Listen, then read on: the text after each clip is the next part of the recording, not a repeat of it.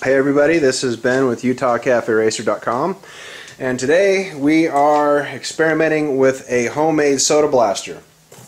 What we've done here is purchased a little air blow gun from Harbor Freight. It was about $3.49 plus tax, and also got some fuel line from, I think I went to AutoZone for this. It's about 99 cents a foot. Got 5 feet. Armor Hammer baking soda. We got two of these big boys, and a small bucket.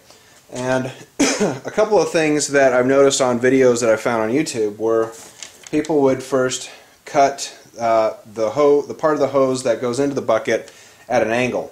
So this just helps with flow. And what we're creating here is what's called the Venturi effect. We've cut a hole here in the tube. I actually use a drill for it, and I was able to insert the nozzle into here. This goes down to right about here, but this will create enough airflow, suction, that it will draw the baking soda up and out. And we're going to try this here on one of the fork lowers, clean it up before painting. So let us step outside and experiment. Okay, so we went through and did the soda blasting, and thanks Dad. And it got the best use of it we found was it got into areas where we couldn't get maybe like Scotchgard or something like that. No, it's not Scotchgard, but Scotch-Brite. So for the real hard to reach areas like down in here where the brake calipers mount and whatnot, it worked pretty good. Otherwise, it didn't do so great. Now, one of the things that we could have done differently is, as you can see here, this the tube, it's a pretty wide diameter, so maybe a narrower tube could have helped, but it did work pretty good, but just it was mostly effective in the really hard to reach spots. So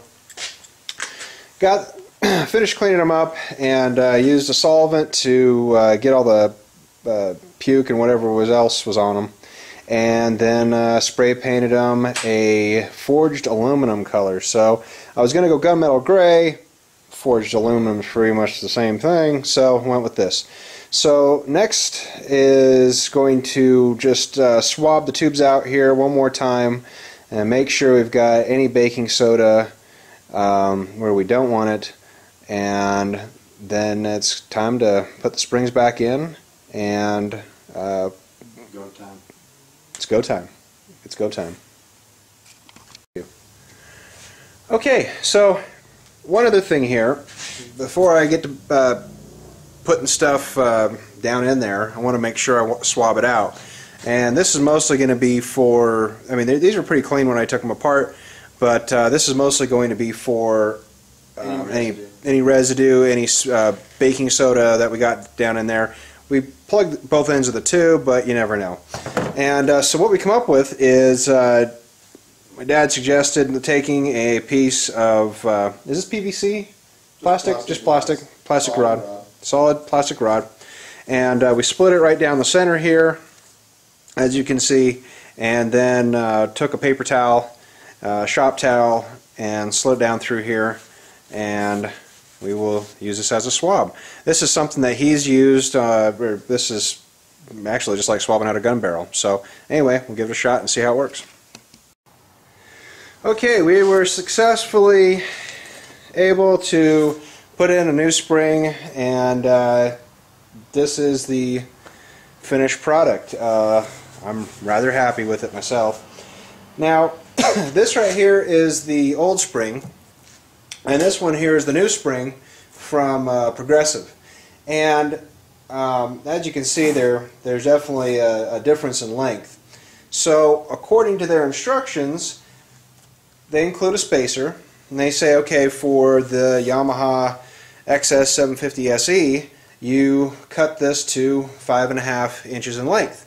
Well, the spacer in total is 10 inches. 10 inches. So we had about a half an inch we're missing on each end. But I wanted to lower the bike a little bit down anyway to kind of flatten it out. So this will work out okay. So as it goes back together, we will put, instead of the whole spring, we'll have a spring in, this little washer doodad, and then the spacer, and then it goes all back together. So things went really smooth. Now I didn't have any oil or recommended the fluid for the forks, so we went down to AutoZone and ended up purchasing a automatic transmission fluid. And this seems to be, you know, it's not too heavy. We're not worried about high temperatures or anything. But it's a hydraulic fluid. But it is a hydraulic fluid, and this is a hydraulic system that we've got set up here. So anyway, we're gonna finish this up, and then next we're gonna throw on some wheels on the bike, or well, put the forks into the triple tree and throw some wheels on a bike, and this thing actually might be standing on its own. Holy cow, we made some progress. We've got the rear tire on, as you can see. We've got the front forks on, and just right now my dad is cleaning up the speedometer thingy that hooks in with the front tire, front wheel, and the hub, and we'll be reassembling. So this thing is going to be on its own wheels for the first time in 2 years. Literally first time in 2 years in a couple hours. So almost there. Close.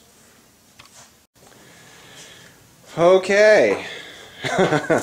After 2 years, she is finally on her own 2 feet again.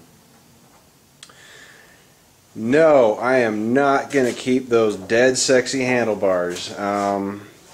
Just put the old, the originals back on to just to help move things around, and I had to just take a look. So man, this is taking a lot of work. Anyway, I might be fiddling with the seat here a little bit more, but anyway, man, we're actually on its own 2 feet again. Man, yeah, I am tired, so I can't even think straight, but god damn, this is cool. Anyway, thanks for watching. See you next time.